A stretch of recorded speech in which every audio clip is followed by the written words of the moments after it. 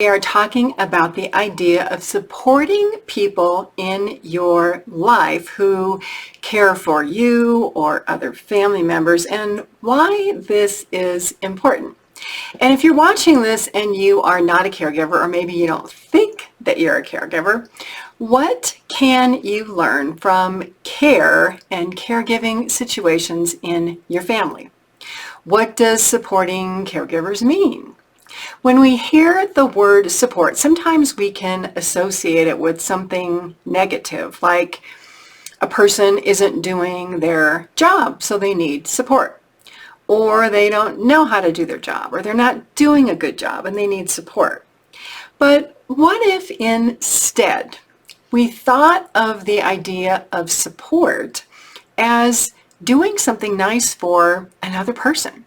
Something as simple as being considerate or kind or patient or understanding or just loving, or taking care of ourselves so that others don't have to care for us when we're older. That is all caregiving support. I'm Pamela D. Wilson. My website is pameladwilson.com. A lot of hope, help, support for caregivers and aging adults. I do these videos in response to questions asked by caregivers, but also to broaden our perspective of what caregiving and caring for others means and what needing care from others means in our life today, 10 years, 20 years, 30 years now in the future. So back to the idea of caregiving support, family caregiving support. What is it? Well, if we think of support also as sharing experiences, sharing life experiences, sharing knowledge, sharing the education that we learn, that sharing can reduce problems. It can reduce complications for all of us later in life. So in this video, I want to acknowledge the work of all the caregivers out there, caregivers of young children, of aging parents, healthcare workers who are caregivers, people who show care for other people through their work. And that really means anything. It means the truck drivers out there who are delivering goods so that families can eat. It means church organizations and pastors and people who work in stores so that you can buy the products that you need to support your family. So there's a lot of caregivers out there, people who do caring things who don't realize that they're caregivers. I also want to talk to family members who may not be caregivers. So let's say that you're standing on the sidelines and you're watching your brother or sister or mom or dad be a caregiver. And it's because you don't have time, or you don't want to be a caregiver, or you don't think that you would be a caregiver. My advice to you is to pay very close attention. If you are a caregiver, press the share button on this video. Share it with your family and friends. If you're not yet a caregiver, or don't think that you are, and you're watching other people do this, or having them share their stories with you about, oh, I have to care for my mom or dad, or I'm caring for my spouse, or I'm caring for my brother or sister. Look at this as your opportunity to learn how the choices made by these people who need care during their lives have resulted in the situation that you are hearing about. Family caregivers spend countless hours, a little bit at the beginning, and then 20 hours a week, 30 hours a week, 40 hours a week, trying to fix the health issues of parents or spouses who weren't educated about things they could have done earlier in life to change their life later in life. Good health habits, going to see doctors, all of those things that do, believe it or not, make a difference. All of those things that were ignored are causing problems today for that caregiver, whether it's in their family relationships that are stressed because they're having to trade parts of their life to be a caregiver, whether it's causing problems for them at work or financial problems or whatever, saving for retirement.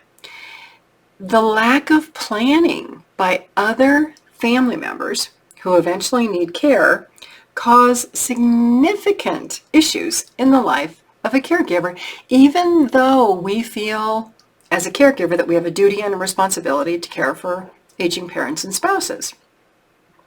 So wouldn't it be really nice if we could prevent all of these issues from happening in the first place? It's possible.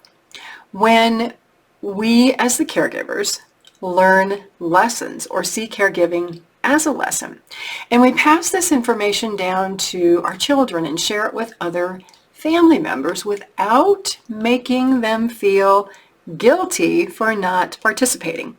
I know that can be really difficult because caregiving is an emotional journey. We can be angry because we need help and we need support for family members and we don't feel like we're getting it.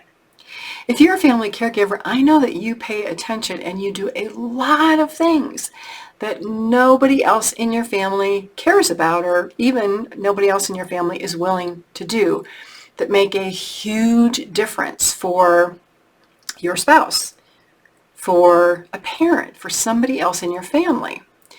And so look at this as your opportunity to share knowledge. Again, not blame others for not helping, not make them feel guilty for not helping, but share the knowledge with your siblings and with your children and your grandchildren. If you're not sure how to do that, share these videos so that they can learn about things that happen later in life, so that they can avoid many of the things that you're having to do for your elderly parents, so that you can avoid passing this responsibility down to your children. It's important not to shield your children and younger people in your family from the realities of life that do include caregiving for aging parents and grandparents and getting sick and health problems. It's even more important, though, to learn why all of these problems happen so that you can prevent them. So you as a caregiver can support your children who are not yet caregivers by educating them and sharing this knowledge. So caregiving support is much broader than just support for the caregiver. It's support and education for everybody in the family that can benefit everybody in the family. If you're not yet that caregiver, you may not have any idea of all the work that other people in your family are doing to care.